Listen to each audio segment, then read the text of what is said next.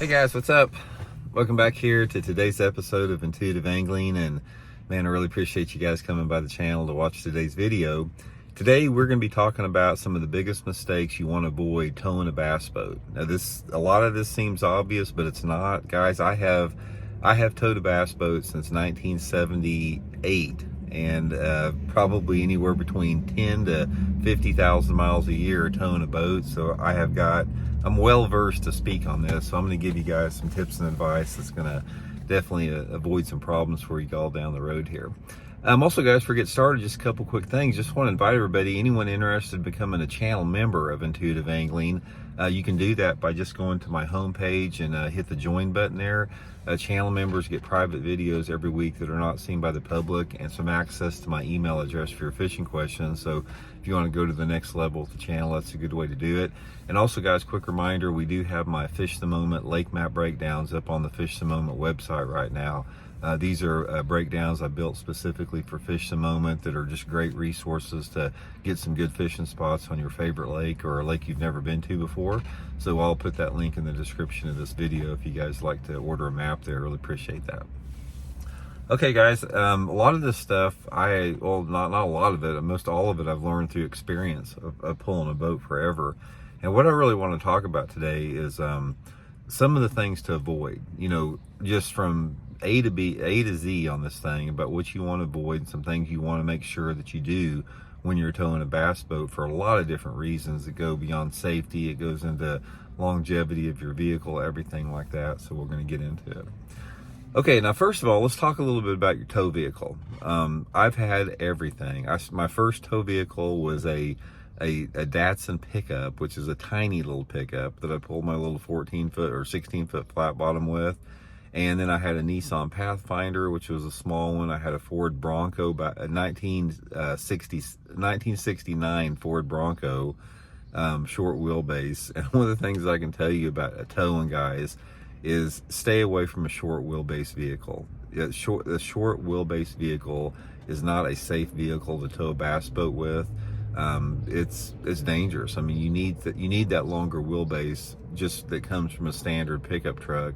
So you don't see that much anymore. Most everybody tows with trucks now, but it used to not be like that. It used to be when you went to these Bassmaster tournaments, you'd see a little bit of everything. I've even seen guys towing with cars before, but you don't have to worry about that much anymore. But the pickup truck that you want, there's two different things to remember here. Number one, I'm going to give you some advice to save some money here. You hear people talking all the time about, oh, you need a diesel motor because they last longer and all this type of stuff. Nah, guys, don't waste your money on a diesel pickup. I know because I've had 3 of them and I've had gas motors too. Number one, a diesel motor is a money pit. It's a lot more expensive to buy. It's a lot more expensive to maintain. Now you got to put that DEF fuel in it. They're just high maintenance and super expensive, and they do not last any longer. Guys, see my truck right here? I've got 462,000 miles on this truck. It's a gas motor. So not only it's gonna be cheaper to put fuel in the thing, you're not gonna have the maintenance with it. And if you follow some of the tips I'm going to give you, you can get your gas motor to last longer than a diesel. So don't waste your money on a diesel motor. The second with that is to rather go to a 1/2 ton or a 3/4 ton pickup. Now, here is my opinion on the thing from having both. I've had about 1/2 3/4 tons, 1/2 ton pickups. If you have a big boat, like a 21 footer with a 250 horse, a big heavy fiberglass boat, it's probably worth the money, and for a lot of different reasons, to get the 3/4 ton model. It's like a 3/4 ton, it's heavier truck, heavier duty, and you need that extra beef if you're pulling a big boat, just the added weight with it. But if you're fishing something a little bit smaller, like I'm in that Vexus 1980 aluminum, or if you're in like a, say a 19-foot fiberglass with a 200 on it, something like that, a little bit lighter boat, get you a 1/2 ton. A 1/2 ton does a great job with it. Again, less can go wrong with it. I haven't had any issues with it. So the size of the vehicle, you want as far as the tonnage has to do with the size of your boat with that. Okay, now the next thing with that, let's talk a little bit about the towing part of it. And I can't reiterate this enough when I'm getting ready to say, guys, if you're one of those dudes out there that speeds, you just need to stop it. There's no reason for it. It's like one of the best pieces of advice I have ever got in my entire life is like my dad, when I first started driving, he goes, Randy, he goes, see that speed limit? You know, if it'd be, say the speed limit was 50, he goes, that's the limit. He says, that doesn't mean to go over the speed limit. It's like, that's the limit. You need to go 50 miles an hour. It doesn't mean to go 55, doesn't mean to go 60. It means to go 50. Now, my dad telling me this at the time, you don't appreciate the wisdom to that. But guys, I can tell you right now, if you're one of those leadfoots out there, you need to reevaluate your complete worldview on it. The best thing that you can do when you're towing a bass boat is to drive the speed limit. Just like Dad said, you doesn't mean you have to go over the speed limit, because a lot of different ways with this, and a lot of it has to do with your driving, your driving attitude. It's like when you pull out from a stop, towing your bass boat, gradually pull out there. Don't freaking nail it out there, because it's going to eat your transmission up. It's going to, you're going to use more gas doing it. Just pull out nice and gradually from a stop there, and gradually accelerate. And then once you get up to your speed there, just drive the dang speed limit, because driving the speed limit is going to do a lot of different things. It's going to be easier on your vehicle. Your vehicle is going to last longer, and it's going to be a lot safer. Pulling a bass boat, just like driving a bass boat, is a dangerous thing. People do not give credit where credit is deserved to the potential dangers of pulling a bass boat. And those dangers, when you're pulling a bass boat, most of the time are associated with speed. It's amazing to me, guys. Talked about this before. It's like I'll be driving to the ramp in the morning, going the speed limit, and there'll be some goober, like I said, in a jacked up pickup with a brand new bass boat on it, that you could tell they're just freaking pissed off that I'm just driving the speed limit, and they'll whip around me and pull around me going 90 miles an hour. That is the biggest bunch of baby, sophomoric bullshit I've ever seen. Just drive the speed limit, man. Another thing about driving the speed limit is, in terms of being safer, you're not going to get speeding tickets, which I've seen a lot of guys pulled over for that. It's going to be safer. It's going to be easier on your vehicle. And the most important thing is it reduces your stress and your blood pressure level.